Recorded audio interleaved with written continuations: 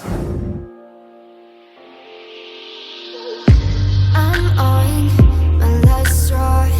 I'm broken and I'm woken up. I'm done feeling your lies. I've had enough. I can't run your place in this faulty game.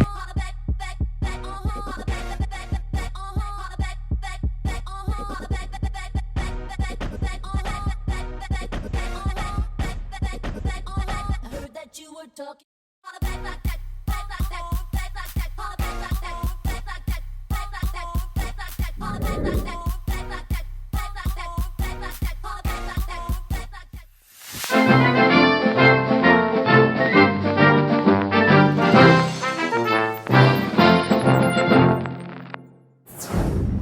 Alright, so for this wig tutorial, you will need some type of wig head, and I'm using one of these mesh weaving caps, but you can also use one of these stocking wig caps that come in different skin tones. And you will also need hair thread, a hair needle, and I mentioned in one of my previous videos that these are bundles from my hair company, Pristiny Couture.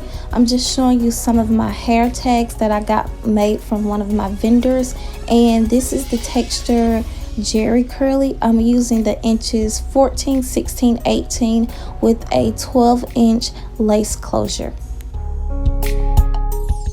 This is what my closures look like from my hair vendors when they come packaged, and I'm just going to take it out of the packaging for you to see a close-up of it.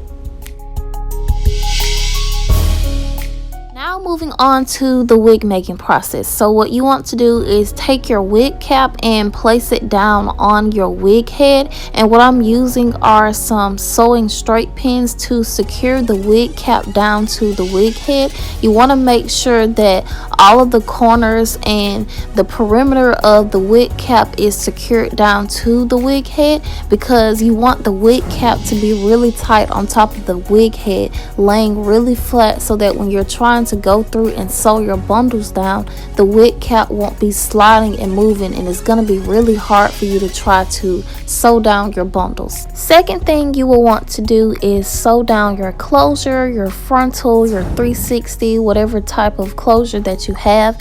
You want to start sewing that down first. You don't start making your wig with starting off with your bundles, because it's going to be hard to make your wig and you're pretty much going to mess up and have to start over.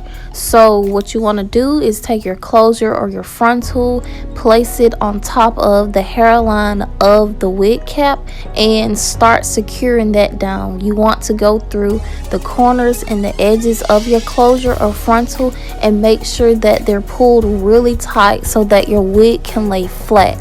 What I'm doing is I'm taking this scrunchie and I'm securing it up in a bun so that I can move it out of my way. And as you can see, I'm going through the corners and the edges and pinning it down. You see how flat it is? And what you pretty much start doing is take your sewing thread and you're going to knot at the corner and go around the edges of the closure or frontal, whichever one that you have, and you're going to start sewing.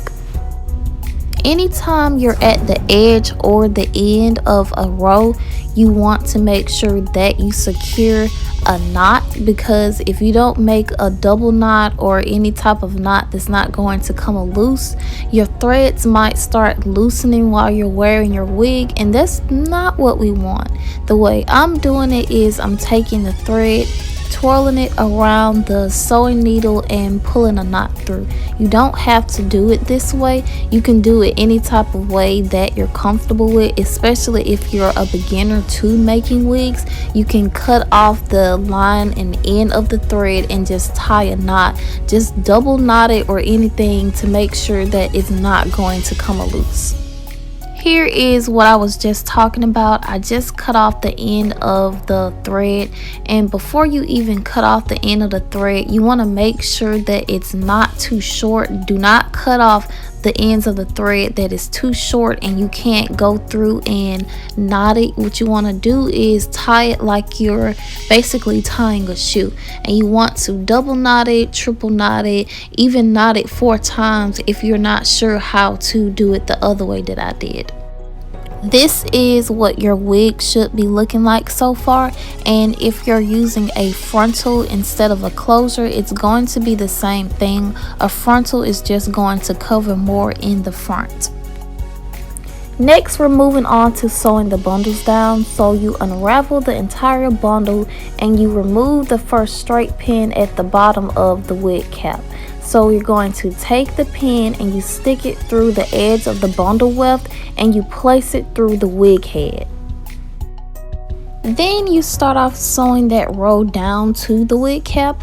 All you basically do is stitch the needle through the weft, and for me it's easy to sew in an upwards motion. Some people sew in a downwards motion. You just have to sort of figure out and see which way is more comfortable for you to sew.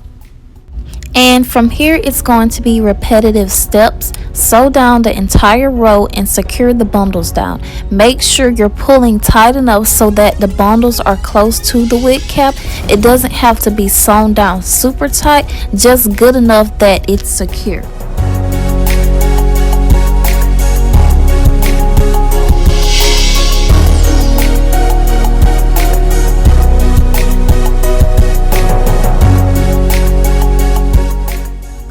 I don't really recommend that you cut your wefts. When you cut your wefts, you're cutting loose the stitching. This means that you're going to experience more shedding from the hair because you're cutting loose where the stitching holds the hair in place. It's always best to fold over your bundles instead of cutting them.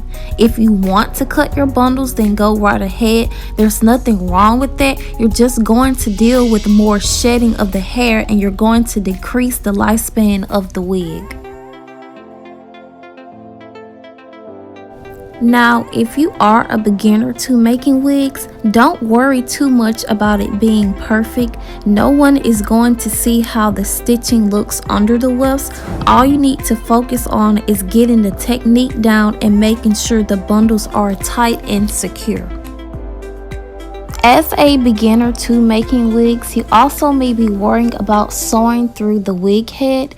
If you're using a foam wig head like I am, it's fine if you accidentally sew the cap down to the mannequin head because styrofoam can be popped loose. If you're using a cloth type of mannequin head, then that's when you want to be a little more careful on how you sew. Don't sew the wig cap on the mannequin head because you'll have to start over. I suggest that when you're sewing, kind of lift the wig cap up with the needle, then stitch the needle through. If you do this, then the wig cap isn't laying on the mannequin head and you're less likely to sew the wig cap down on the mannequin head.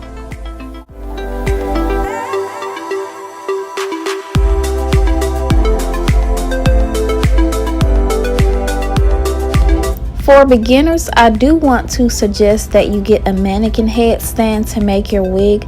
This is my very first time ever making a wig, and it's really hard to hold the wig head in place while you're trying to hold the bundles and sew down the stitches. Getting a mannequin head stand is going to make things so much easier. Hopefully the next wig that I do make, I'll already have a mannequin head stand, but you can order some off of Amazon or eBay. They usually come with the mannequin head and the stand depending on what type you get.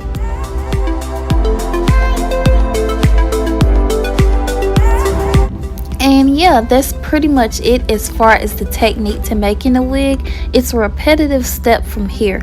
All you're doing is making sure you're sewing upwards, or if you want to sew downwards you can, but like I said, I suggest that you sew upwards in a U type of motion, and make sure that you're not sewing down the cap to the mannequin head. And when you get to the end of a row, you knot the thread and fold over the bundle, then you start on a new row.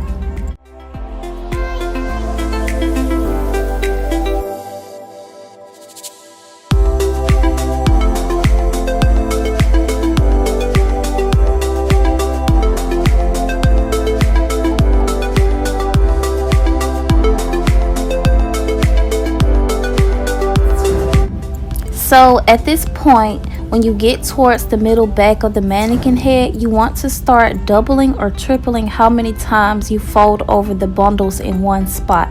This will make sure the wig is a lot more fuller and you'll be able to use all of the hair in one bundle.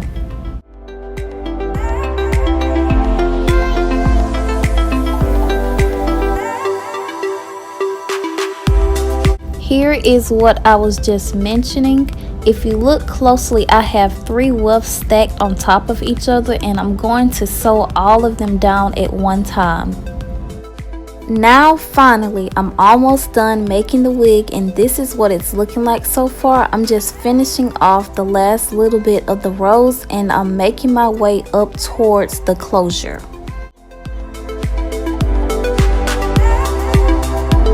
When you start to get this close to the closure, this is when you slightly start sewing the bundles down in a U shape. You're placing the bundles in the shape of the mannequin head. If you have a frontal, it's the same process. The frontal just covers a larger spot so you don't have to use as much hair. Alright, I'm placing the last 2 hair wefts on the wig. I started running out of hair, so I only cut a small part of the last bundle to finish off the wig. And like I said, it doesn't have to be perfect. No one's going to see what your stitching looks like under the hair. This is my first attempt at making the wig, and I'm really happy how it turned out. And that's it. I hope you've enjoyed this video and that it helps any beginners out there learn to make a wig or better your wig making skills. So make sure you stay tuned for my next video where I show you how I customize the closure and pluck it.